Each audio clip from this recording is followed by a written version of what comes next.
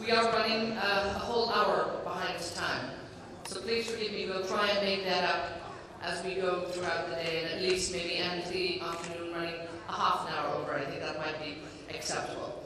So I want to welcome you to this session, and I'm going to join my speakers who we have here at the moment. I think we had a very enlightening statement there and presentation from Sheikh Al-Lubna, the trade minister, who actually put it in perspective what's going on here and what needs to happen. We're now going to look at foreign direct investment in a post-recession environment and see what the future holds. So I'll just join my guests and we'll get this conversation up and running. And we would encourage any of you, please, to ask questions of our panel that we have here. These are all people who've been involved in foreign direct investment and working very diligently over the years. So our panel, as I said, has shrunk a little bit, but I'm very thrilled to have here three people who have a lot to say in terms of what's going on. From the, just here, to my left, from the Cyprus Investment Promotion Agency, we have the Senior Officer, Marios Tenoussis. So please welcome Marios. Thank you for taking the time to join us.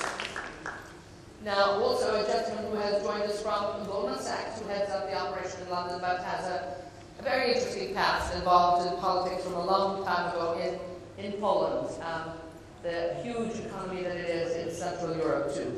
And he was Prime Minister of Poland in 2005, he was appointed Prime Minister of Poland, and when he moved from that position, he moved to Goldman Sachs, and he heads up the Goldman Sachs operation now in Poland. So please welcome Kazimierz Marcinkiewicz. And from Malaysia, a lot of activity, of course, going on a little further east, and a place that indeed has some very strong relations with the United Arab Emirates as well. From the East Coast Economic Region Development Council of Malaysia, we're very delighted here to have with us the Chief Executive Officer, Dato' Isaac John. So gentlemen, we are missing our colleague from Egypt. He does send his apologies. The Chairman of the National Bank of Egypt was to be here and really wanted to be part of this, but unfortunately it's been a bit of a rough weekend in Egypt and everybody's just staying put. So he sends his apologies, and it would have been lovely to have him here as part of this discussion. I think he would be definitely looking for foreign investments, but unfortunately he hasn't been able to join us. And I'm still very hopeful that our colleague from RTA might still come, and also Mustafa Bello, who's lost our colleague from Nigeria. So apologies. Now, what I'd like to maybe begin with this too, because we have here three very different economies, three different countries, and looking maybe closer to home, Dato', if I could start with you in Malaysia. All foreign direct investment is not created equally, really. And what your situation would be in terms of what we're going to see in Cyprus and Poland would probably be very different. So coming out of the recession, can you give us a feel for the lay of the land in Malaysia now? How badly hit was it during the recession? And I'm only hoping you'll have good, optimistic news for us as we go forward. Thank you. I think Malaysia was no exception. You know, we had our negative GDP growth during that financial crisis, but I'm happy to say that within a year we got out of it. You know, and 2010 we had a GDP of 7% or more, and we hope to retain that GDP growth over the next 5 years or so through an aggressive economic transformation program. Actually, the key is actually a transformation program that translated into positive results. You know, so last year was 7.2% in GDP, and you know, this is coupled with liberalized policies with respect to foreign direct investments. You know, there is no restrictions on repatriation of profits from potential investors into the country. There is no equity limitation. So this liberalization has to a certain great extent impacted our positive results in the economic growth, and this has also resulted in both not only foreign direct investments but also domestic investments. So I must say that, you know, we totally don't rely on foreign direct investments. Foreign direct investments could be about 50 or 60%, but there's also liquidity within the economy itself. So I think we need to harness the energy, a combination of these two, and this has resulted in a positive impact on our economy. Now, a very different picture in Europe, where we're not seeing those growth figures at categories of 7% yet. Maybe they'll come back. But how have things been looking in Poland? Europe had a pretty rough time over the last 2 years. But again, we're seeing some signs of economic prosperity coming back. Yeah, Poland is, as you know, very interesting country. Big European countries, and I think that we can discuss not only about Poland, but about all the regions, CE countries, Central and Eastern European countries, because I think that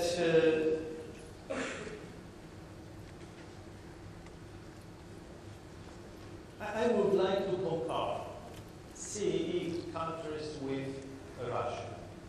Just a few words. The unity of the Central Eastern European countries. Yes. You know that Central European countries like Poland, Czech Republic, Hungary, Slovakia, Bulgaria, Romania, and Baltic countries, they together are similar market like Russia.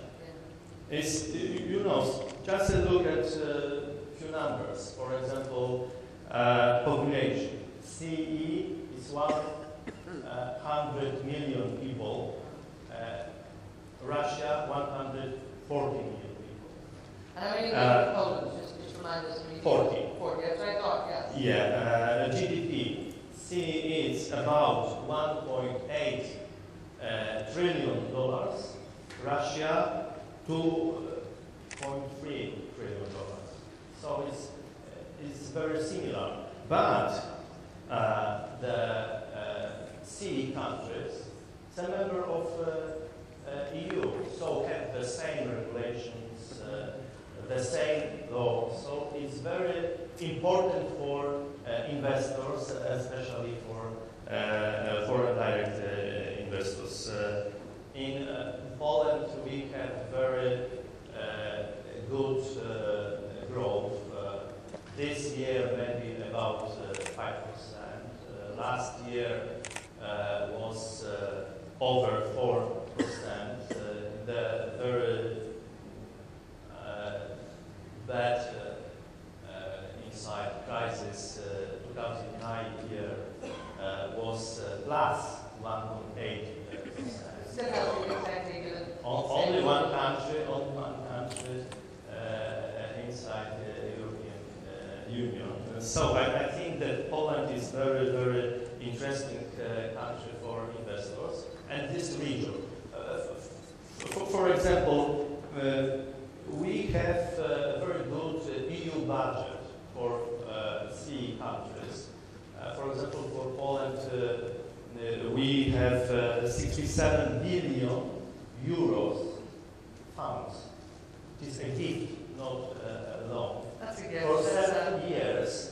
So it is like, 10 billion euros per year. When I was the Prime Minister, I negotiated this budget with Tony Blair and like this, European leaders. So money, like money, attracts money. So it's good for our. It is our opportunity. It is our big potential. But the first potential in Poland is people. Now, Because I'll come back to that if I can. I want to just get a feel for the Nederland. I will come back to you now because Marius probably wasn't as lucky, and I bet you didn't get 67 billion at the same time when you came into the European Union in 2004. But give us again just a feel for how things are looking there. We'll come back and talk more about that for sure. Of course, we did not get as much as Poland did. We are a small country.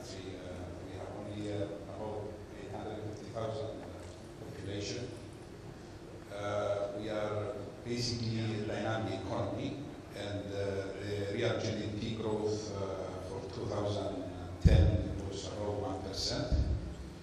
And like all the countries that were affected by the world financial crisis, Cyprus is no exception.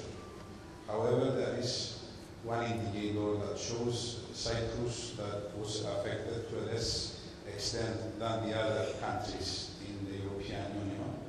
And that indicator is the increased FDI inflow into Cyprus. If we go and see what was the inflow of FDI in 2007, it was 1,626 million.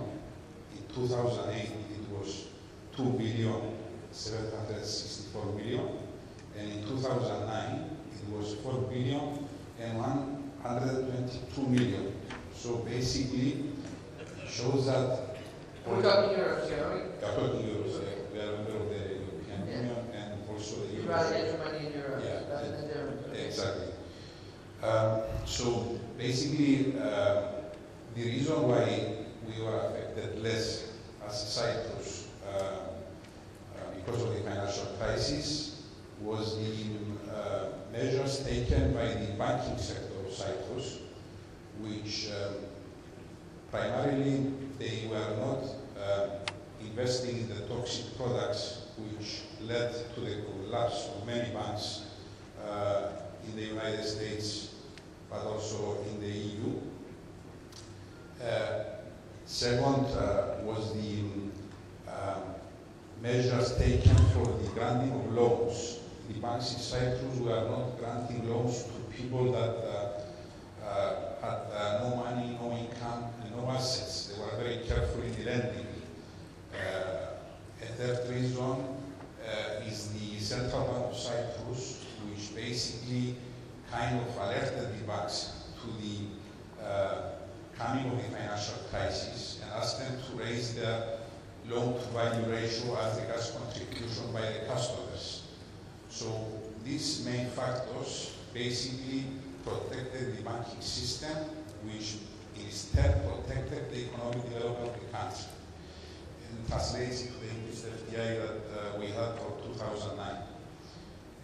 Now, we have to say that tourism was affected in the beginning, and also the development sector, construction and development projects were affected because Cyprus is also a destination for expats coming to live, and retire there, mainly from the UK, but also from other countries in the EU. And due to the crisis, this expat inflow to Cyprus for investments into real estate was much less than before. Now, if we go down and break the FDI inflows into the sectors, let's say the most important sector for Cyprus is the financial intermediation services sector, which basically amounts to 58.1% of the inflows of FDI. The trade and repairs, which amounts to 23.7% of the FDI, and the real estate and business activities, which amounts to 15.7% of the FDI. Having said that, I would like to also say that Cyprus is an important shipping center rather than a financial and business center. A lot of shipping companies are registered in Cyprus, and we are among the top countries in the EU as regards shipping. So, yes, we were affected, but we were affected to a lesser extent. Things look quite good for 2011 and much better for 2012. These are the expectations. Super. I'm going to, we'll look into the crystal ball in a few minutes, but you were just mentioning there that you were looking at the financial sector, trade, real estate, and of course shipping for you. Let's move back over to Malaysia in terms of where is that activity in terms of foreign direct investment? Who's looking for what have you got to offer? Actually, when we talk about foreign direct investments, there's got to be a strategic shift in how we do business. I think that is very important. So, Malaysia, we have got this new economic model, which was post financial crisis strategy. in place. And when we talk about the new economic model, So a new economic model when? In the last year or two? yeah, the last 1.5 years or so. And there are a few characteristics of this model. One, it has to be productivity driven. And two, private sector led. So what we are looking at is 10% government involvement, 90% private sector led. And then we also are looking at localized autonomy in decision making, so where these investments are taking place. And the other approach is a cluster or a corridor-based approach. That means focused clusters are identified and also focused locations are identified. So in my case, actually, I'm involved in the East Coast Economic Region, and so there is a cluster-based focus. So in our case, we focus on tourism, manufacturing, agriculture, oil and gas. We are very focused areas of concentration. And of course, we need to look at technology capable to support the industries. And we're also looking at emerging new markets. And when we talk about markets, we focus on Asian and also the Middle East market. I think this is our focus areas of concentration. And as part of this economic transformation program, to boost private sector investments, we have got 131 entry point projects. So these are actually business opportunities. With these 131 entry point projects, we have got about over 60 new business objectives and opportunities. And this will generate 3.3 million jobs. I think whatever we do from a national perspective, job creation and income increase is a fundamental component, and how this contributes to the GNI, or the gross national income. So in our case, our target is by 2020, our gross national income should reach USD 500 over billion dollars. So, with these projects and programs, and we have seen results in terms of even our competitiveness. When we talk about the world competitiveness yearbook, a few years ago we were number 28. In 2001, our level of competitiveness was 28. In 2010, I'm very pleased to say that we have reached 10 from a global perspective. So these approaches we have taken actually is bearing results. That's super to be able to jump within a few years, literally 10 now, so well done on that. And we'll talk a little bit more about that. But looking at, I want to look at Poland now again, and you've got a nice bank balance sitting there, thank you to the European Union, and indeed thanks to your negotiating skills. But you do have an awful lot of people. You have 40 million people, and earlier on, before the recession, they quickly scattered around Europe. And then made tremendous impact and influence around Europe too. But again, many of them came home during the recession. How did that impact the economy and the investment? Yeah, let me come back to people, because sometimes I think that we make a mistake thinking that money changes the world. Yes. Not money. People change the world. People, of course, needs money, and people have to use money, but people change the world. So in Poland, we have 10 million young people between 18 and 35 years old. So I think this is absolutely the best potential for my country. Of course, sometimes these people live and work in London and different countries, but absolutely, this is absolutely the best Polish potential. In Poland, the level of high school graduation equals 55%. So 55% young people go to high school. Absolutely good for work, for 55% to this day and age is not great. I mean, I know it may come from the lower base, but you need to be having more than 55% of your population in high school. Yes. Now. Yeah, but I would hope there are more ambitious plans in the country. Yeah. So if you look at Poland, this, first of all, is young people. Secondly, is good economic growth and good climate for investors. And secondly, I think that is privatization process.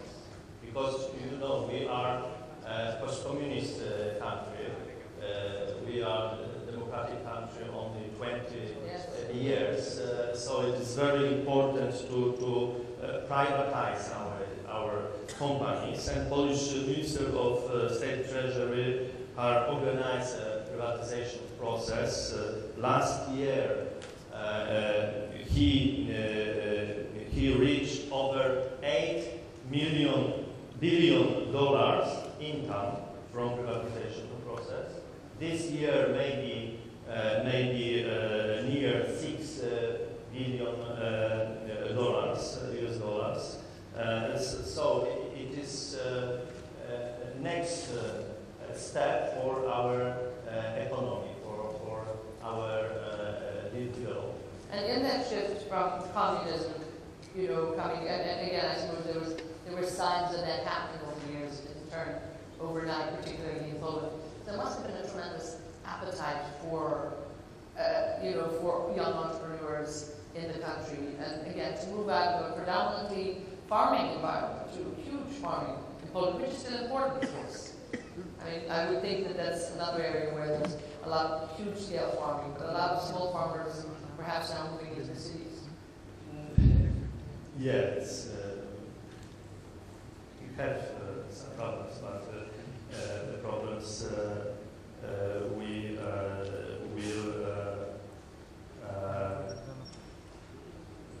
will find a solution. That diversification too. We'll talk about that in a minute. Now, of course, Cyprus as well has always been engaged in the private-public partnership as well, even at an earlier time. Small economy, but probably more manageable in many ways. Yes, privatization in Cyprus actually started a few years back. We had some companies that decided to privatize, but again, there is still a lot of room for improvement. We have seen some foreign multinationals coming to Cyprus and in partnership with local companies investing together in some locations facilitated by the government, you know, for like the telecoms, you know, that in the beginning it used to be a national only, let's say, operation, one national telecom company. Now we have several telecom companies in Cyprus. Some of them are private for the mobile lines. And how are they? I mean, how are they doing? I understand where we have competition in the telecom industry, we have a big population, but in a way, when you have less than 2 million people, maybe one telecom company, it's probably not a bad idea to serve that. But how are they managing? I mean, that competition, has it been good for everybody? Well, I have to say that from the time the foreign multinationals decided to invest in Cyprus in the telecom sector, we have seen a benefit for the consumer at the end, for the user, because the national company, basically in order to be able to compete, had to lower their prices. Yes, it helps the consumer at the end, but also the competition, and makes a more healthy business environment, which also facilitates for new investments. Now, I would please urge you to please join our conversation here, and you know, we're going to probably continue this for another 15 minutes. As I say, I know we're running quite over time, but I would please like you to continue this. So if anybody feels like asking a question to any of my panelists here, I'd be very, very happy to make sure that you're involved in this. Looking at Malaysia, and indeed all of these countries too, I suppose we forget sometimes in the UAE because we don't have to worry about the taxman.